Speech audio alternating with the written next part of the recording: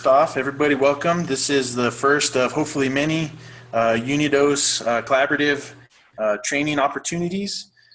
Today we're going to go over course design for Any LMS. It's going to be very basic best practices to kind of get you started on your next online course. And it's not just for online, so it's going to be beneficial for really any instructor that is curious about it. Uses it or sometimes uses it in like a hybrid setting. So we have three facilitators. Myself, I'm Alfonso Velasquez. I am the Academic Instructional Technology Center designer and trainer here at Adams State University. I will let Miss Cathryn introduce herself and then Mr. Peter, and we can get going. Hi, I'm Cathryn Brooks-Williams. I'm the Instructional Design Specialist for New Mexico Highlands University. Peter? And there's our next arrivee. Hi, everybody. My name is Peter Snyder, and I work at UNM Taos. I'm the Instructional Media Specialist here, supporting faculty in the use of Blackboard and any technology in the classrooms. I'd like to welcome Paula, and we just got a ding-dong. I'm not sure who it is that arrived. Their picture hasn't shown up yet. 1, 2, 4, 5. So that would be, I'm guessing that's Dan. Hey, Peter, how you doing? Hi, Dan. How are you? I'm okay. Just came from a funeral. Excellent. Oh, I'm sorry. I'm sorry. But otherwise, okay.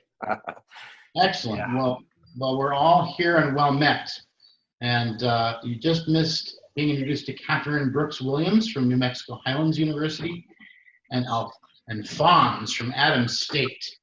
And we've been working together to create a collaborative training opportunity for our respective faculty. And this is the first presentation. So thank you for joining us. Good to be with you. Yeah, thank you.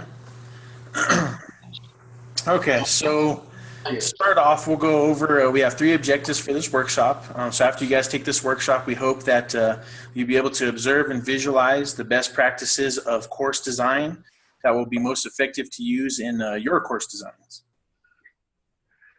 And we also hope that you guys will be able to identify the best practices of course design that will create an equitable learning environment for your students. And we also hope that you will be able to adapt the best practices in course design suitable for andragogic and pedagogical styles. Andragogic, that word's a little tricky. And so when you're going in to design your course for the first time, you have to understand that some of your students, this is going to be their first experience with online learning at all. Or even if they're familiar with it and it's just a new course that they've never been in before, they're going to feel really lost, almost like the Twilight Zone. That's going to cause a lot of frustration, obviously, for both you and the student. And so when you're designing the course, it's always a great idea to kind of design and build everything from the point of view of the student. You want to make sure that you're always keeping the student's point of view in mind. That way that, you're going to reduce that frustration and that confusion. And so we're kind of going to break it up into 2 different parts. The first part on basic course design, we're going to cover best practices that include computer requirements. You always want to make sure that your students know right away what computer requirements they're going to need to be successful. We're also going to cover the Quality Matters rubric and kind of what it is, where it came from, and how we kind of incorporate it into our campuses. We also want to cover accessibility and UDL. And then we also want to go over course orientation, navigation instructions, and how they're a must in every successful online course. And we also want to cover obvious starting points. You always want to make sure that your students have an obvious place to start, as well as you always want them to have a way out. And we'll cover those in a little more detail here. So for the institutions, right now we either have Blackboard or D2L. So you want to make sure that your students are aware of the requirements that they're going to need in order to, even get into the systems, to even, function within them. So for Blackboard and D2L, you're going to need Java. It's a good idea to, every time you log into your computer and it bugs you for an update, go ahead and make sure you're keeping up with those updates. Same thing with Flash Player. And then sometimes if you're having an issue or your students are having an issue, remind them that sometimes if they clear out their cookies, sometimes that resolves the issues. For both platforms, Firefox is the recommended browser. It seems like, other browsers do work, but Firefox it tends to play the nicest. And both institutions, it's also, all three institutions, it's important to make sure that the pop-up blocker for Firefox is allowing Blackboard to have pop-ups. And then you also want to make sure that you're not having any firewall issues with either platform. If you are having any problems with the firewalls, you can contact, AITC or, the EOS Center. And then resolution is also important for D2L. And on the slide before, it gives you the exact measurements. As far as the technical requirements, it's also important to let your students know any other technology or any other course requirements that you need them to have. Examples of this could be webcams for proctored exams, payments for proctored exams, headsets if you're going to be using Collaborate or Zoom, any kind of special software that they're going to need, and then any related information for the course. So that could be like a course pack, publisher content, anything like that. And it's a good idea to let them know, in the course syllabus, in the news or announcements area, or any kind of orientation that you're using. It's a really good idea to, give them that right away.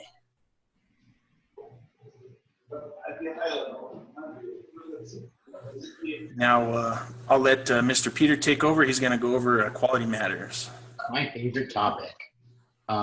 Quality Matters is just one of a number of organizations in the nation here that have created a set of standards that they consider best practice, certainly. And these best practices and standards are intended to act as a design template to help instructors develop a course quite literally from that point of view of the student. I'm fond of Quality Matters because that's the first thing I was ever introduced to. And UNM Taos does currently subscribe to the rubric. I know that Adams State does, and I believe that Highlands does not yet subscribe to Quality Matters. But you can find everything about Quality Matters by visiting their website. You will never find their rubric. It's very difficult to find because it's a copyrighted product that they sell. About $20 a rubric. If you Google Quality Matters standards, you may find those standards listed in other documents that other institutions have created. That's just a little tip. And, ooh, I want to wax poetic, but I'll spare you. And I've got lots of other information about other rubrics and other ways to get this information. For instance, UNM Taos has taken Quality Matters and the Blackboard Exceptional Course Program rubric and a couple of others and created their own course review package, so to speak, that works real well as a design tool. So the next topic would be, as we're starting to look at various Start Here pages, that I think that's one of the first things in the Quality Matters rubric is that there be a Start Here page, clearly marked in the course with clear information for the student about how to get started. And I absolutely cannot read the text on this right now. But what's here is Adams State's first landing page. When you hit Start Here, you end up on this page, which provides basic information to the student about how to access the materials in the course, what to look for in terms of technical support standards. I'm pretty sure there's a link there to Adams State support page. And I think most importantly, it talks about pulling down the rubric, pulling down the syllabus and printing it out, And I'm printing out the course calendar and then clicking on Start Here to get going. And the Start Here is in the upper right-hand corner of that page. Well, that's the example of one Start Here page. Accessibility and universal design for learning standards are very important when you're developing your courses for online. I don't know, I think the expectation is that we're not going to have students with challenges like being hard of hearing or having sight issues. But it's important to keep them in mind, because if your course is just launching and you discover that you have a student you have to make everything accessible for, it's going to triple your coursework right there. So you want to be prepared so that the course has everything it needs so anyone can take the course. Of course, a lot of the work that you have to do to make a course accessible for hard of hearing student or student who has vision impairment, a lot of these things are going to benefit all the students in the class, because I know it is for me. To be able to listen to what I'm reading is very helpful. It does make the courses all-inclusive. Each one of our campuses do have special on-site resources. Adams State's office is called the Accessibility Services. New Mexico Highlands has an Office of Accessibility and Training. And at UNM Taos here, we have the CASA Center for Academic Success and Achievement. So just some of the other simpler steps that you can take to make content accessible to your students is to turn your documents into PDFs before you load them up into the course. PDFs open quickly and easily on any phone in Blackboard, any tablet. They just pop right open. They're easy to save to your computer at that point, and that tends to be a little more, a little simpler for students to deal with. When you're using videos, it's best to embed them instead of putting links in your course site.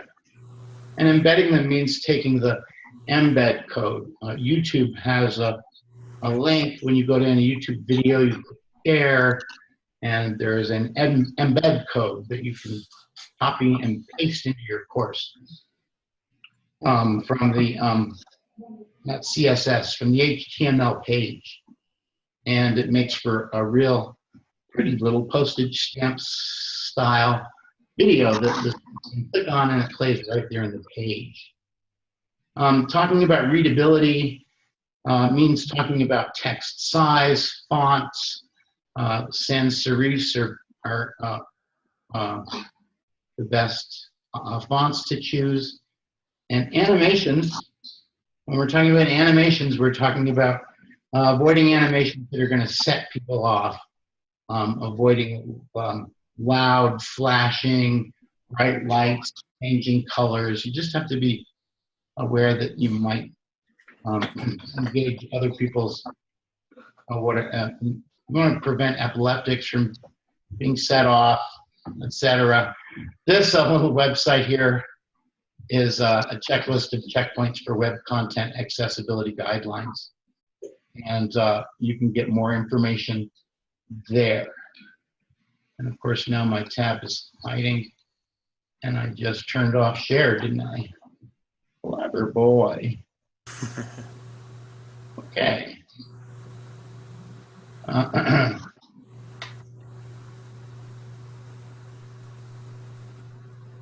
Just one more second while I get back to that presentation tab. There we go. And so the next topic is, I think we're transitioning on to Cathryn.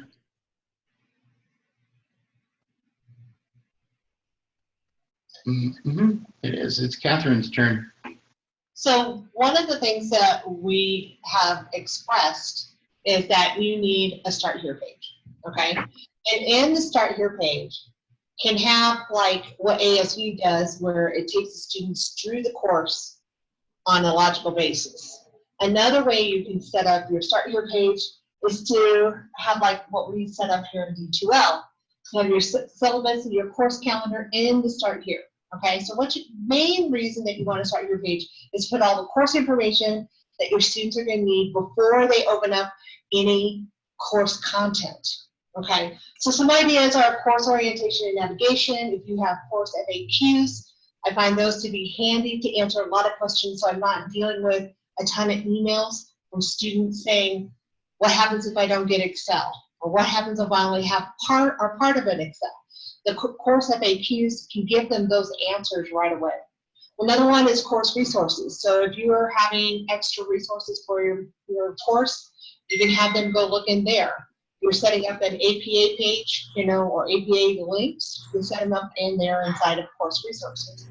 Contact information, how to contact me, when to contact me, how to contact our ADA, how to contact our EOS office, just the basic contact information that students need. Also office hours. We all like our office hours, but we can post them right there so the students can see them as well as have them in the syllabus. And then it's always important, especially if you're teaching online, hybrid, or you're having discussion posts in your face-to-face class, to have Medicaid. Another way that we looked at it was to look at the 3 different courses from all 3 institutions and see all their different Start Here page and where they start. So these are all the menus that we're looking at. It's really important to have a welcome video. The main reason being is because you're going to welcome students into your course, kind of like when you welcome people to your home. This is their first glance at you and your course. So you can take them through your course by giving them an orientation and navigation on how to work through your course. This is really important if you're doing online or hybrid courses, but I can't emphasize that it's also equally important for face-to-face. We have 2 different examples from the D2L and Blackboard. Mine was using Screencast-O-Matic and Fontes was using Echo 360. So check with your EOS or your IT department of what's available in your campus. If you're not comfortable with doing a video, you must have some kind of way for the students to orient themselves to your course, okay?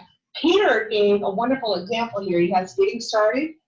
He was explaining that they're never alone, and then he wrote out a course map so students can find what they need under each section. It's very easy to do. Another way to orient students to your course is to do a course overview. This is an example from mine in D2L. And basically what I do is I explain, hello, welcome to Gen Ed 605, Statistics for Educators and Counselors. And then I explain what the class is about. So there's comprehension levels that the students can check themselves. We have review sessions, okay?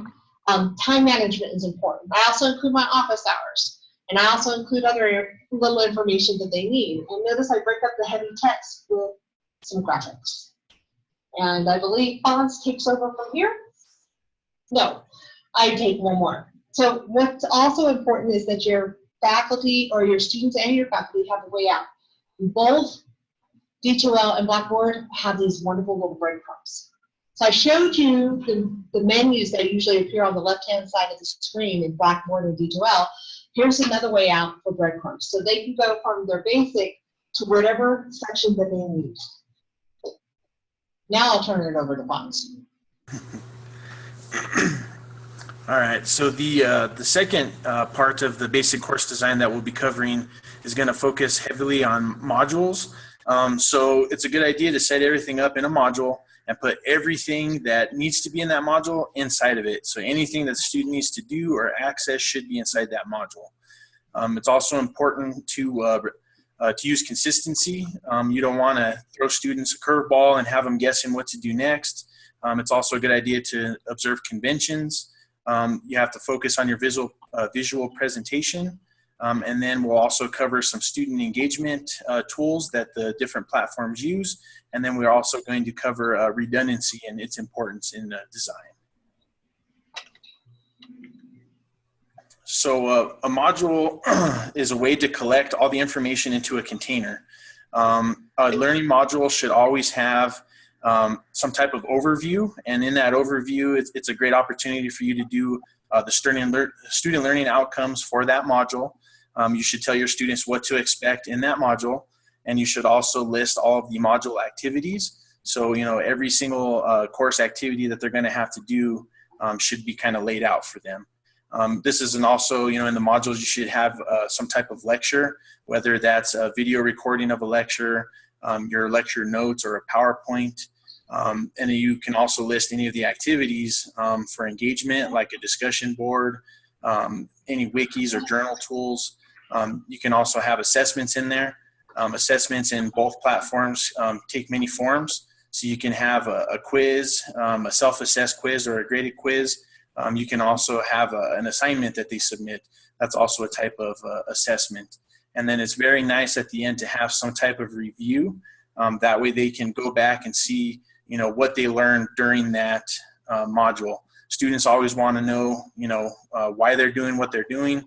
So it's nice to kind of lay everything out in the beginning as their overview, and then at the end to kind of tie it back together, like this is what you learned, and then go on to the next one. So the way you can set up modules, some people, these are 3 different examples. Some people will kind of go over a concept. So, you can do, Unit 1 is going to cover a certain concept that you're going over. Unit 2 is going to be the next concept. An alternative would be weeks. So Module 1 is what the students will be doing in week 1. Module 2 will be week 2, and so on. Another way you can organize modules would be chapters. So, Chapter 1 could be, you can go over Chapter 1 in Module 1. The next module may have Chapters 2 and 3. And so these are just 3 different examples of how you can organize your modules. So this is a really good example from Cathryn on how you can have your module start up. So the students will click in, they'll go to Module 1 or Unit 1, Module 2. The first thing they'll see is what they're going to be, what their outcome is for this module. Another great thing that Cathryn does here is she tells them what they did last module. So she's going to kind of tie everything together. She's going to say, do you remember what we did last module? Well, we're going to build on that this module. And so this is some content that Stacy over here at AITC created. And so you can see here, she has her module objectives is the first thing that the students see. She also kind of has a little bit of kind of her 2 cents as far as, what concept they're going over in this particular module. She has a little graphic that's just kind of, lightens up the mood a little bit, something to look at to break up the text. And then she lists, what assignments they're going to be doing. They have a discussion assignment and a written assignment for this module.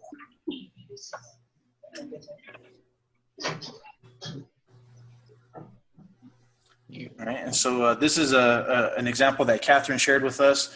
This is for D2L. So this is kind of what the module looks like on the outside. So students will click in, they'll see, the course objectives. The next thing would be, the visual there, and then they're going to click on the unit. And it's going to download like extra content from outside the course that they'll use. They also have a self-assessment and a quiz. And since it's from the outside, students will click on this stuff, click on the links for the activities, and it's going to take them into that activity. But everything is contained in the one module. They don't have to navigate out to find all those activities. And so this is an example of Blackboard from the outside. So everything is very linear. What's nice about Blackboard and D2L as well, when you're creating activities, it's going to be created, a table of contents is going to be created that the students can access, so they can kind of skip around by clicking on the different activities or going to the table of contents and clicking around the table of contents. And so here's an example from UNM Taos, where the outside of the module is Module 2. It lists the outcome. Once the student clicks in, they're going to see everything linearly. They have their assigned readings, their quiz, their Module 2 discussion, and their Module 2 assignment. And you can see their table of contents there as well.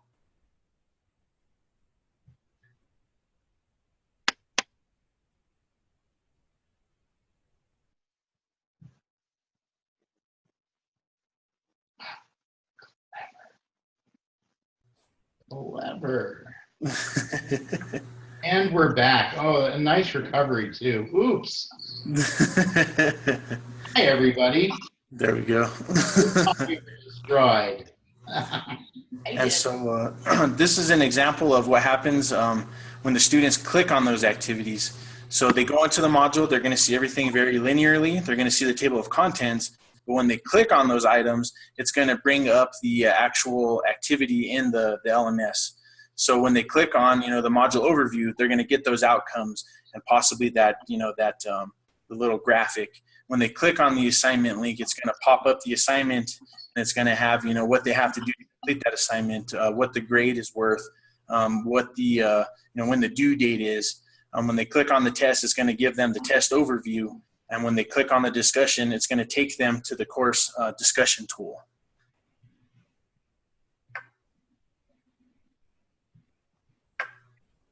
So the next topic that we're bringing into the conversation here is a topic of consistency. And fortunately, the tools that we get to work with, I like to focus on this a lot because they do take care of all sorts of things for us. And the way Blackboard organizes content inside of a module, where you can put these things, automatically gives us a consistency of presentation. Along the same vein, talking about consistency of organization of material, of activities inside of modules, and also of the fonts we choose to use when we're doing this. A couple of times I thought, but I want it to look better. And looking better is nice if you have the time to click that box inside the content creation tool. Arial is the font by default that gets selected by the learning management system, Blackboard. And the instant I choose to change that font, I have to remember to change it everywhere I go. So sometimes consistency just means relaxing and following what's going on. If you plan to add something better, you have to make sure that you consistently choose that. Probably one of the least favorite things I have about Blackboard is that if you want to use a different font, there's only one way to do it, and that's to, every time you open a new window, you have to pick it. And observing conventions speaks to the fact that each one of these applications that we use has a different way to describe the same thing. In D2L, the assignment upload tool is called the Dropbox. I'm sorry, I was just speaking from my Blackboard perspective. Our assignment upload tool is where we have students submit papers. Some instructors I know even use the assignment upload tool to submit tests. So it's important to use the language of convention for whatever tool is being used. The best way to access that, of course, is through the manual. Or to talk to somebody who knows, like me, or Fonz, or Cathryn. So each one of these has a standard conventional language. And I'm just trying to think of two that are different. In Blackboard, we use the My Grades tool to allow students to look at their grades in the course. And in D2L, it's called the grade book. Isn't it, Cathryn? Yes, I believe so. Again, following along the same lines, visual presentation also means that it's good for us to focus on keeping a consistency of design and visual presentation. The example that's we're looking at here is from a module in D2L, and the design principle that we're enjoying here is that there's a small amount of text, and then there's a graphic, And then there are the links or other actions you can perform underneath it. And by breaking up the material with a picture, it adds more interest, and it allows the students to have another way to integrate maybe part of the idea of what they're reading. So using content-related graphics to break up text helps improve the visual presentation in the course material. So I'm going to talk to you about engagement. We all talk about being engaged with our students, or our students have to be engaged with us. But there's two ways to do that. First, we have two different types of engagement. We have faculty to student and student to student. The first and foremost way that most faculty use to engage their students is through the news tool or the announcement page, depending on which LMS you're following. The second most useful form of engagement is the email. It's recommended that for best practices that you email your students a week before class and tell them how to navigate through your course, tell them how to find the syllabus, welcome them to your course, because that's what they're going to read. That's what they're going to read first, is the email from you. It also gives you a chance to make yourself more personable to your students. Another couple of useful tools that we have is discussion board. So we can set up discussions for our students. One of the best ways to get your students to engage back with you is to set up an introductory page. Hi, I'm Cathryn Brooks-Williams. My husband and I manage feral cats. I've been teaching this long, you know, that kind of thing. So to give them a glimpse at you as a person rather than another place or another person online if you're teaching online, but also in your face-to-face classes, it gives them that inside look of you that they normally don't get when you're talking to them face-to-face. You can also have your Zoom or your Blackboard Collaborate to be used as a student engagement tool. And that's what I'm talking about. Not only to hold class if you hold classes online or hybrid, but also to use for your office hours. How many of you thought of using virtual office hours? Interesting concept, huh? Okay. I've done this in both forms because NMHU, even though we're not going to have Blackboard Collaborate, when I was teaching, I used Blackboard Collaborate first before we got Zoom to hold office hours. It was great. Students can share with me what their work is, and I can take a look at it right there and see. I also used it for review sessions. Now, I know some faculty don't want to hold review sessions and others do. This is a great way for all your students to meet in one place without having to come to campus, is to use either Blackboard Collaborate or Zoom for review sessions. Your students need to engage with each other as well as you. And one of the best ways to do that is, like I said, to start the introduction discussion board, but you can also have a self-help discussion board where students go in, answer questions, and other students can respond. All you have to do as faculty members is just monitor it to make sure that the students are giving complete and correct information. It'll save you a ton of emails too. You also can have your discussion board set up so the students can respond to each other by the topics that are pertinent to your course. And finally, we come to our wiki page. Our wiki pages can be used in a couple ways. One great example that was told me was that a professor wanted the students to find outside resources and post them on the wiki page so everybody had access to it. Another great example was the wiki page was used for the students to collaborate on a group project. And with that, they can edit, refine, redesign everything that they wanted to on the wiki page. So now you have two different ways to engage your students and for the students to engage with each other. Peter?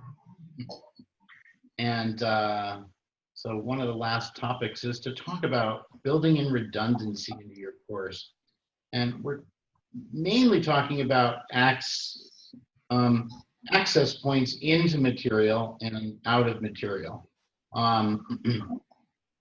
Especially in the first two examples are that when you choose to set up your Blackboard course, you can add the Blackboard course calendar into the course menu. And the course menu then has, as you program your assignments and your quizzes and your discussion forums that are graded, the due dates automatically load into the calendar. Having a secondary accessible course schedule, say attached to your syllabus, which is one of the practices we do here, creates a secondary calendar course schedule area. Again, the recommended study schedule coincides with the due date calendar inside of the Blackboard LMS calendar.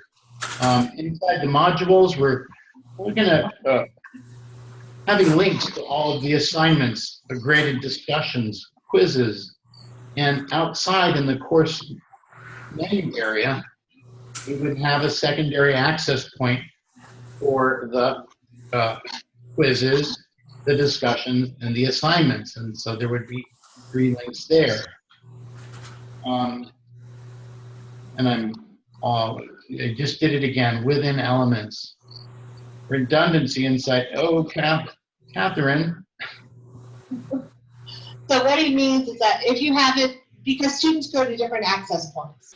Right. Even though you want the students to go use one way, they're going to use different access points. So the redundancy here is to put it inside the elements for those students who go automatically to the discussion board or automatically to the assignment before they go to their course module.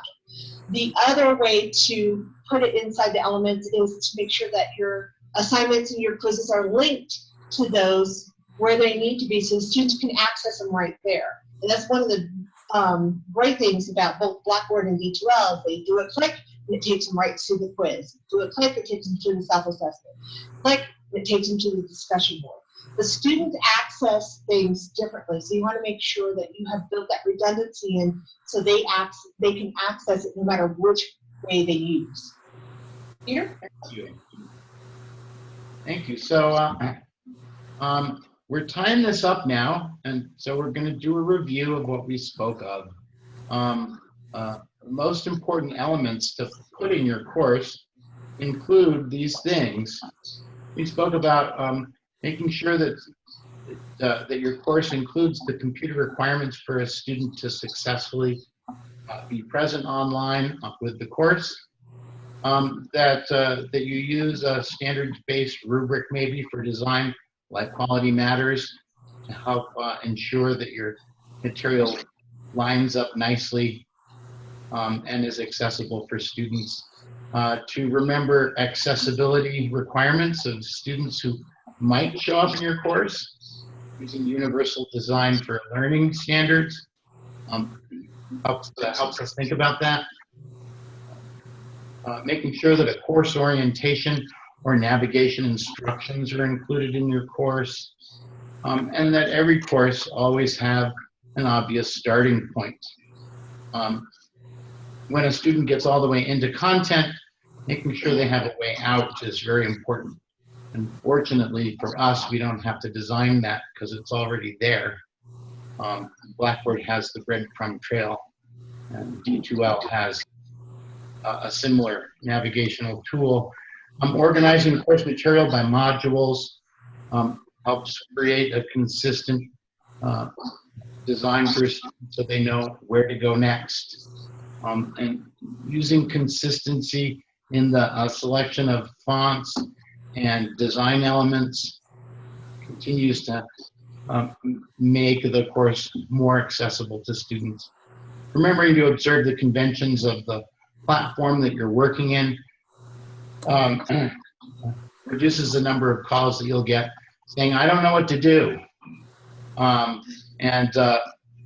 Making sure that you break up text with engaging and relevant visual images helps make the presentation go better. And taking advantage of the ways that you can engage with students or ask them to engage with each other helps build a sense of community in the course, and allowing for a little redundancy of design helps people get around, making sure that the lefties can get in just the way the southpaws can. So, and that's it. Excepting for, do any of you have any questions, Dan or Paula? Is there anything you wanted to bring up today? Because we're not the only ones who know exactly what's going on here. Paula's taught online for years, and we really appreciate your presence here today. Thank you. Can you hear me? Do I need to hit a mic or something? No, you're doing good. We can hear you well. Well, I've already been reminded of some things that are really important. So it's valuable to me to sit into this today, because every time I sit in on a training, I learn something new and I'm reminded of what I could be doing better. But I guess I think the thing I like to emphasize is that I like the first point that was made about keeping the student in mind throughout all of the process, because they're the end user and we're doing it all for them. So I think that was a great way to open up the lesson. And you've given me some great things to think about. I'm getting ready to revise an art appreciation class this summer, and I've already taken some, I think, valuable notes and plan on making some new design changes based on your recommendations today. So thank you for shining a light on things that need to be illuminated for making things successful for student learners online. Oh, thanks, Paula. Thank you very much. So what we're going to do is send you an email with a short survey on it. For you distant folk, you're going to have to remember to please include any mailing instructions so we can send you your appropriate, I'm not allowed to say it, door product. But since you made it through the portal, I hope you enjoyed using Zoom today. And if you want to get together with me on how that's going to work best for you, please feel free to contact me. And thank you both. Could I ask a question? Yes, sir. Oh, yeah, please, Dan. My constant concern when thinking about creating an online course for music appreciation, which is the subjects that I teach, is that I can't bear the thought of students listening to a Beethoven symphony on their telephone speaker or with earbuds that cost $3.99. And I was wondering if any of you have any thoughts or experiences regarding making sure that the course has some sort of analog to what I do in the classroom, where I teach with a $2,000 sound system. Well, one of the things you can do is recommend that your students get decent headsets and put that in your syllabus as well as your course orientation. And do you hold labs or open hours for your students to go in and listen to the music that you're trying to get them to appreciate? Mostly everything is done in the class itself, as it has been in the past in a traditional fashion. We listen together. Okay. If you're going online? No, nothing has been done online yet in terms of what I have constructed. But this is a concern of mine. Yes, I have hearing impairment, okay?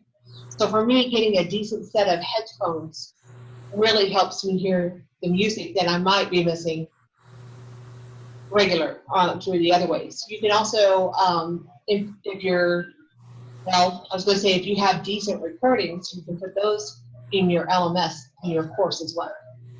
But you can always recommend that students get decent headphones and then tell them which ones are the decent headphones for them to use.